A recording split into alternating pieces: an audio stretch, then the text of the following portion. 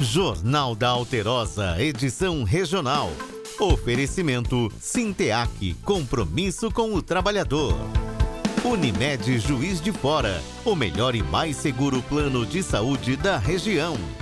Olá, boa noite. Hoje é segunda-feira, dia 11 de agosto de 2025. O Jornal da Alterosa, edição regional, está no ar. Representantes do Sindicato dos Servidores da Polícia Civil de Minas Gerais estiveram em Juiz de Fora na última semana e fizeram uma visita técnica nas delegacias de Polícia Civil.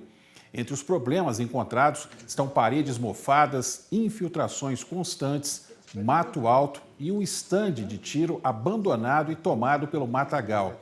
As redes elétricas e de internet apresentam problemas crônicos, principalmente em épocas de calor, quando as fiações derretem, afetando a comunicação interna da unidade. A falta de combustível é outro fator crítico apontado pelo sindicato, que promete denunciar os problemas ao Ministério Público e também na Assembleia Legislativa. Na delegacia regional, há sérios problemas elétricos, fiações expostas, paredes mofadas, infiltrações e o estande de tiro para treinamento está em meio ao mato e abandonado.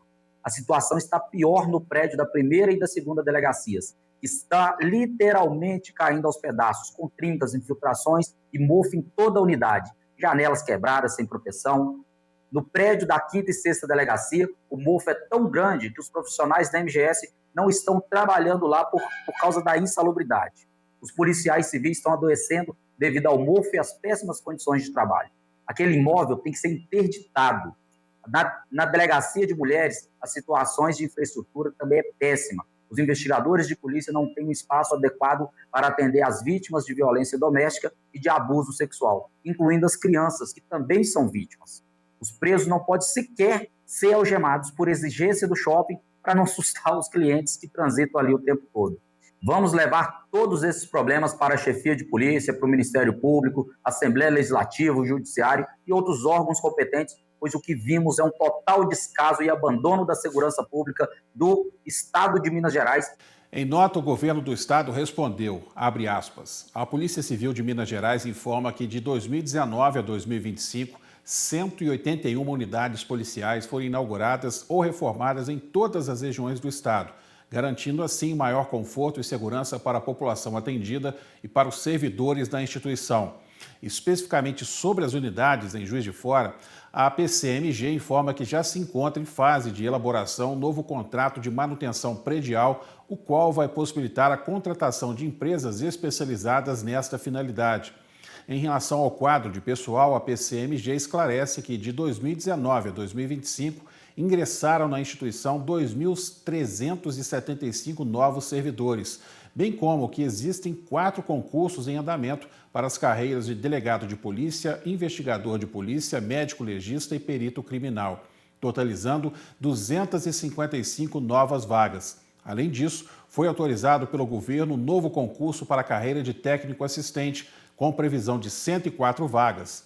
Por fim, no mesmo período, a instituição adquiriu 1.439 novas viaturas policiais, que foram distribuídas para todas as regiões do estado, seguindo critérios técnicos. Fecha aspas. 9 suspeitos de furto de cabos de energia foram presos neste fim de semana em Juiz de Fora. Foram 5 ocorrências registradas pela Polícia Militar. Em um dos casos, os suspeitos arrombaram a tampa de uma caixa de energia e, com uma faca pequena, tentaram cortar o cabo. Não conseguiram levar nada porque a Polícia Militar chegou rápido ao local. Eles foram presos em flagrante. A tentativa de furto foi ao lado desta loja, na rua Santa Rita. Eu acho que essa insegurança é geral, de todo mundo passa. Tem sido um lugar muito perigoso aqui, né? O pessoal às vezes rouba, furta fios, abre as lojas, quebra. Então, assim, acho que a insegurança é muito grande, sabe? Em relação à questão do pessoal que está andando na rua, que eles montam um acampamento, às vezes você acha que é uma pessoa que está dormindo ali na rua e, na verdade, ele está mexendo, tentando arrombar a loja, né?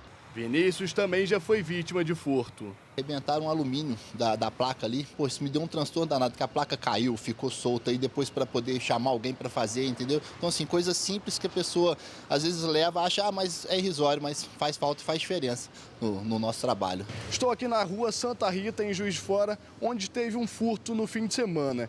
De maio a julho deste ano, houve um aumento de 46% na prisão desses indivíduos, ao mesmo tempo que também houve um aumento de 24% nos furtos e arrombamentos. Eu estou aqui com o Sargento Albuquerque.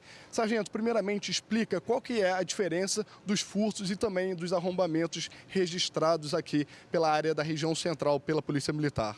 Exatamente, Gabriel. Nós temos percebido, através dos nossos dados estatísticos, um crescimento de cerca de 24% no número de furtos na modalidade arrombamento e também na modalidade de furto com rompimento de obstáculos, que são esses furtos de cabeamentos, que a gente tem presenciado na nossa cidade. Isso quer dizer, então, que a Polícia Militar, ao mesmo tempo que prende, também esses suspeitos estão sendo soltos, porque a gente percebe um aumento nas prisões, mas as ocorrências continuam aumentando. Exatamente. Nós, no mesmo período em que houve esse aumento nos registros desses furtos, também nós tivemos um aumento do número de prisões. Nós prendemos 46% a mais do que prendemos no mesmo período no ano de 2024. A grande questão é a manutenção desses indivíduos presos dentro do nosso sistema de justiça, que a gente sabe que há uma dificuldade nesse sentido. No bairro Santa Helena, o mesmo crime foi tentado. Os criminosos arrombaram a caixa de energia. Eles também foram presos em flagrante. Esses indivíduos eles trabalham, na maioria das vezes, em duplas. Eles fazem isso para poder visualizar a movimentação da Polícia Militar.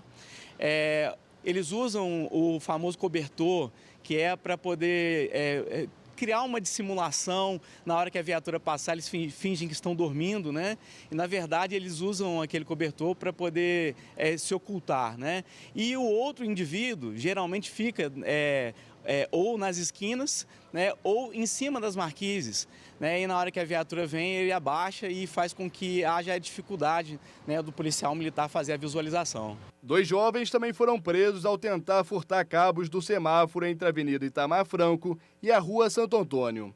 Um deles tentou esconder o material entre as cobertas. Ele usava a tornozeleira eletrônica, segundo a Polícia Militar. Os 2 usavam uma faca para tentar furtar. Nós estamos realocando esforços de outros portfólios para trabalhar especificamente no combate a essa modalidade criminal. Então, assim, no período da madrugada, nós intensificamos o patrulhamento voltado para esse resultado. E nesses últimos 4 dias, que foi exatamente o período em que nós startamos essas ações, nós tivemos aí êxito em fazer 5 ocorrências, a prisão de 9 indivíduos em flagrante delito por essa prática de crime. A PM criou um grupo com os comerciantes aqui a fim de vocês avisar em tempo real algum caso de furto. E o que você tem observado? Tem ajudado já os comerciantes? Cara, desde que criou esse grupo, pelo menos as rondas têm sido mais, feito mais tempo e tem pego até alguns caras que estão nesse roubo. E eu acho que está ajudando, tá favorecendo bem. Susto na noite de domingo. Um ônibus de turismo que transportava torcedores do Cruzeiro pegou fogo na BR-040 em Nova Lima, região metropolitana de Belo Horizonte. Não houve feridos e os danos foram apenas materiais.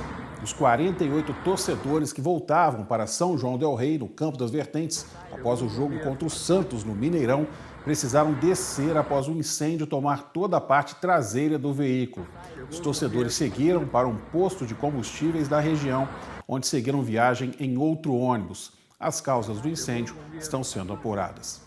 E a Polícia Civil está investigando o homicídio de um homem de 44 anos na última quinta-feira em uma praça próxima à Prefeitura de Ervalha.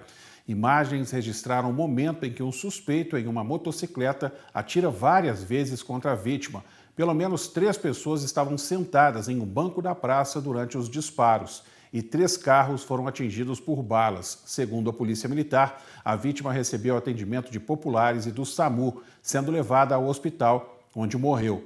O homem tinha 4 perfurações, 2 na virilha, uma no peito e uma nas costas. Até a última atualização, o suspeito ainda não havia sido encontrado. Lembra do objeto não identificado que caiu em um telhado de um sítio na zona rural de Tabuleiro? O Gabriel Luterbach traz atualizações. O objeto não identificado caiu em um telhado na zona rural de Tabuleiro. Pelas imagens, você vê que os animais que estavam no curral ficaram assustados.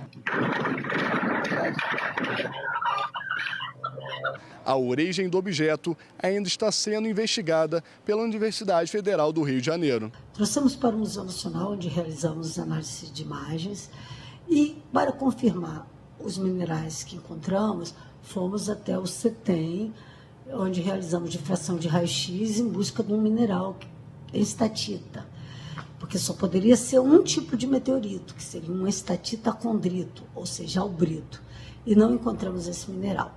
E hoje nós confirmamos que o mineral não está presente na espectroscopia Raman que realizamos no Cefet. Então, embora tenha presença de níquel e os outros elementos químicos que fossem de acordo com o meteorito, infelizmente não é meteorito.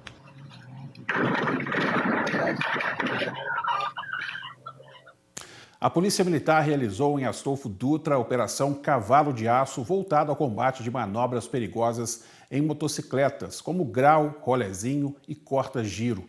A ação ocorreu no centro da cidade e resultou na aplicação de 39 multas de trânsito. Segundo a PM, as blitzes preventivas foram itinerantes e tiveram apoio de 2 equipes da PM.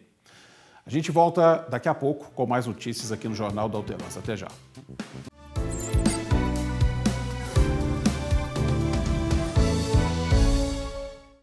Você sabe o que pode ou não levar no transporte público da cidade? A nossa equipe ouviu o consórcio Via JF, que alega algumas práticas de passageiros com objetos que não podem ser transportados em coletivos da cidade. Algumas vezes as pessoas entram nos ônibus, né, com itens que não podem ser levados, então a gente quer frisar o que pode e o que não pode ser levado. A gente frisa que o que pode ser levado são animais de pequeno porte, compras, sacolas, coisas pequenas, né? E o que não pode são animais soltos, coisas grandes, por exemplo, pneus, colchões, móveis, né? A gente frisa que esse tipo de coisa não deve ser levado. Isso independente se é domingo ou não. Qualquer dia da semana. Móveis, esse tipo de coisa realmente não dá. A gente destaca que o principal é sempre conversar com o motorista, né? Perguntar o que pode e não pode ali naquela situação. Mas a gente tem diferentes tipos de cartão, então a gente frisa que para entrar pela porta do meio é só com aquele cartão PCD, que é o cartão amarelinho, né? Então essa pessoa apresenta ali para o motorista e entra pela porta no meio. Fugindo dessa situação, sempre passando pela roleta e passando pela porta da frente mesmo. Veja como vai ficar o tempo esta semana na Zona da Mata e Campo das Vertentes. Semana ainda vai seguir com condições bem típicas de inverno, por pelo menos até quarta-feira, sobre a Zona da Mata Mineira. Teremos a atuação de uma massa de ar mais frio que vai manter as temperaturas mais baixas sobre a região. As temperaturas máximas não vão subir muito no decorrer das tardes, mesmo com o solzinho aparecendo em alguns momentos ali entre nuvens. As temperaturas mínimas também vão seguir mais baixas, mínimas que podem variar entre os 9 graus e os 12 graus. Não há previsão para a chuva. Na quinta-feira teremos uma pré-frontal, né, quando a gente tem uma aproximação de uma frente fria. Quando isso ocorre, as temperaturas máximas sobem um pouquinho mais devido a uma mudança na circulação dos ventos, que começam a soprar mais de norte. E na sexta-feira teremos a passagem de uma outra frente fria sobre a costa da região sudeste do Brasil. Cerca de 993 mil crianças e adolescentes entre 4 e 17 anos, faixa etária em que a educação é obrigatória no país, estão fora da escola no Brasil. É o que mostra uma análise inédita divulgada pelo Fundo das Nações Unidas para a Infância, UNICEF, e pela União Nacional dos Dirigentes Municipais de Educação. Tiffany ficou 4 meses sem estudar. O motivo levava horas para chegar até a escola, mas agora comemora a volta à sala de aula. Eu me feliz de estar estudando aqui na escola e conhecer os amigos. Assim como ela, mais de 300 mil crianças e adolescentes voltaram a frequentar a escola desde 2017, graças à busca ativa escolar. Os assistentes sociais, os agentes comunitários de saúde, os profissionais da educação, que têm mais contato com as famílias, que fazem essa busca ativa, literalmente, para encontrar essas crianças e adolescentes que estão fora da escola, entender os motivos pelos quais eles estão fora da escola e providenciar essa rematrícula e a permanência deles no ambiente escolar. Mesmo com os avanços, o Brasil ainda enfrenta um desafio enorme. Quase 1 milhão de crianças e adolescentes entre 4 e 17 anos estão fora da escola, uma faixa etária em que a educação é obrigatória. E entre os menores de 0 a 3 anos, 60% ainda não têm acesso à creche. A maioria das crianças e adolescentes fora da escola vive em áreas urbanas e vem de famílias de baixa renda. A maior parte é formada por crianças pretas, pardas ou indígenas. Os mais afetados são os adolescentes, de 15 a 17 anos. Entre os meninos, a evasão costuma ocorrer por causa do trabalho precoce, reprovação e a falta de vínculo com os estudos. Já entre as meninas, os motivos muitas vezes são a gravidez na adolescência e as responsabilidades familiares. O país também está abaixo da meta do Plano Nacional de Educação, que previa ter metade das crianças de até 3 anos na creche até 2024. A gente tem que pensar no país que a gente quer construir. Então, quando a gente fala de educação, a gente tem que olhar para esse intervalo de 4 a 17 anos. Estamos falando de um futuro imediato, estamos falando de desafios de empregabilidade, de uma transição segura da escola para o mercado de trabalho, e estamos falando da capacidade de aprendizagem também, que está sendo dada para essas crianças, ao longo da vida. Um programa no Rio Grande do Sul permite a guarda legal de animais silvestres resgatados do tráfico ou vítimas de acidentes, mas que não têm condições de sobreviver sozinhos na natureza. O olhar tranquilo voltou aos poucos. Depois de anos acorrentadas em um cativeiro de reprodução, Beatriz e Betina, 2 macaquinhas da espécie prego, ganharam uma nova chance. Há 3 meses fazem parte da vida de Natália, na cidade de Canoas. Quando elas chegaram no primeiro dia bem tristinhas, a primeira semana, e daqui a pouco elas foram, desabrochando e ficando felizes. Natália foi a primeira gaúcha a se tornar uma guardiã da fauna. Título dado a quem participa de um programa recém-lançado do governo do Rio Grande do Sul, que encontra lares acolhedores para animais silvestres resgatados, mas que não têm condições de sobreviver sozinhos na natureza. Tem alguns animais que são de apreensão ou que são atropelados por uma série de causas que eles não conseguem fazer o retorno para a natureza. Ele continua sendo estado quando ele vai para um guardião da fauna, Ele só está na guarda de uma outra pessoa dentro daquelas situações em termos de licenciamento, em termos de autorização que está posto. O projeto também ajuda a desafogar espaços como a Faculdade de Veterinária da URGS, em Porto Alegre. Nesse momento, 150 animais silvestres, como macacos, tartarugas e papagaios, estão disponíveis no programa. Para se tornar um guardião, a pessoa precisa morar no Rio Grande do Sul e não ter histórico de infrações ambientais. Além disso, é feita uma visita técnica para que as equipes entendam se há um local adequado para garantir o bem-estar do animal que vai ser acolhido. Cada guardião pode acolher até 5 animais. No caso das aves, o limite aumenta para 10. Comercialização, reprodução e exposição são proibidas. Regras que garantem que cada história de sofrimento termine com o capítulo mais esperado. Um lar cheio de carinho e liberdade. Eu sou muito feliz sabendo que eu proporciono uma vida melhor para eles, na verdade. Esse é o que me motiva e o que me movimenta, o que faz eu trabalhar. E assim encerramos esta edição. Espero que você tenha uma excelente semana. Amanhã a gente se encontra às 10:50 da noite aqui no Jornal da Alterosa, edição regional. Boa semana e até amanhã.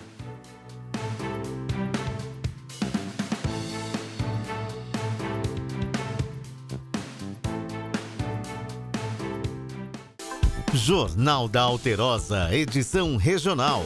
Oferecimento Sinteac, compromisso com o trabalhador. Unimed Juiz de Fora, o melhor e mais seguro plano de saúde da região.